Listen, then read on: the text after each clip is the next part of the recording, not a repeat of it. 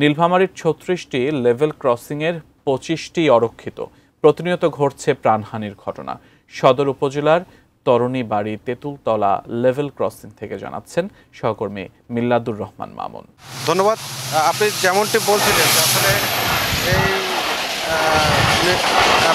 আপনি যেমনটি বলছিলেন যে আসলে এই যে নীলফামারীর জেলায় যে ৩৬টি লেভেল ক্রসিং আছে, এর মধ্যে ২৫টি কিন্তু অরক্ষিত। আমরা এখন আছি নীলফামারী সদরের, এটি হচ্ছে তেঁতুলতলা, অর্থাৎ এটি পলাশবাড়ি ইউনিয়নের একটি লেভেল ক্রসিং। আমি সহকারীর মাধ্যমে দেখাবো, এটি আসলে একেবারে অরক্ষিত একটি লেভেল ক্রসিং। আমরা আরেকটি তথ্য দিয়ে রাখি যে নীলফামারী জেলায় কিন্তু ৭০ কিলোমিটার রেল লাইন। আসলে এই ৭০ কিলোমিটার রেল লাইনে আসলে এই ৩৬টির মধ্যে ২৫টি কিন্তু অরক্ষিত।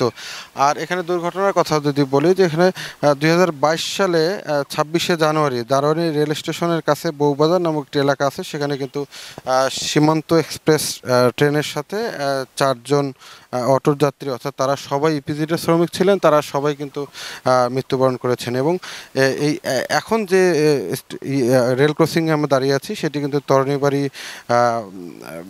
এলাকার একটি লেভেল ক্রসিং। এটা কানাইকাটা এলাকা বলে। এখানে আসলে এই গত ২৫ জুন এখানে একটি মর্মান্তিক দুর্ঘটনা ঘটেছে। এখানে কিন্তু এই রেল লাইনটি পার হওয়ার সময় দুজন মানুষ, কিন্তু দুজন চাচাতো ভাই, তারা কিন্তু এখানে মৃত্যুবরণ করেছেন। আসলে দেখতে পাচ্ছেন যে এটি আসলে একটি বাজার, এবং এই বাজারে কিন্তু ১০০ থেকে ১৫০ দোকান আছে, এবং প্রতিনিয়ত সবসময় কিন্তু এই বাজারটি এটি ব্যস্ত এলাকা। এখানে মানুষ এবং বিভিন্ন যানবাহন চলাচল করে। আমরা বিষয়টি নিয়ে রেলওয়ের ভারপ্রাপ্ত কর্মকর্তা মাহমুদুন নবীর সাথে কথা বলেছি। উনি যেমনটি বলেছেন ২০২৪ সালে ১৫ জন, এবং চলতি বছর ২০২৫ সালে, অর্থাৎ এই এখন পর্যন্ত এই এলাকায় এখানে ৭ জন বিভিন্ন লেভেল ক্রসিংয়ে মারা গেছে। আমরা একজন এলাকাবাসীর সাথে কথা বলবো।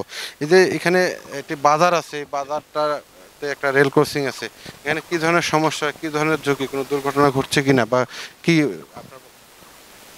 বিসমিল্লাহির রহমানির রহিম। আমি আব্দুল সত্তার, এখানকারই বাসিন্দার। আমি ছোটোবেলা থেকে দেখে আসতেছি এখানে মাঝে মাঝে দুর্ঘটনা হয়। গত ২৫ তারিখে সম্ভবত এখানে তো ওরা কাকা তো ভাই দুইজনেই মোটরসাইকেল সহ ওরা এখানে ট্রেনের সাথে ধাক্কা খেয়ে একবার পুরোপুরি মোটরসাইকেল নিচ্ছিন্ন, এবং তারাও এখান থেকে মারা যায়। তো যাই হোক, আমাদের দাবি হলো এখানে অন্তত রেল ক্রসিং, যেহেতু এখানে খুব ব্যস্ততম একটা জায়গা, এই জায়গাতে সবসময়ের জন্য মানুষ চলাফেরা, ছোট ছোট বাচ্চা, সামনে স্কুল আছে, বিভিন্ন রকম প্রতিষ্ঠানে যাওয়া আসা করে মানুষ। তা আমরা চাই দ্রুত এখানে রেল গেট তৈরি হোক, এবং রেল গেটম্যানও প্রয়োজন, শুধু রেল গেট হবে না, প্রয়োজন রেল গেটের। ধন্যবাদ আপনাকে।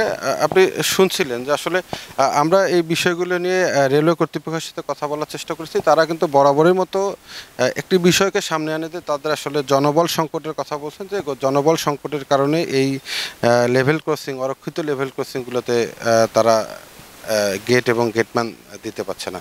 তো নীলফামারীর যে অরক্ষিত লেভেল ক্রসিং, এ নিয়ে ছিল আমার কাছে।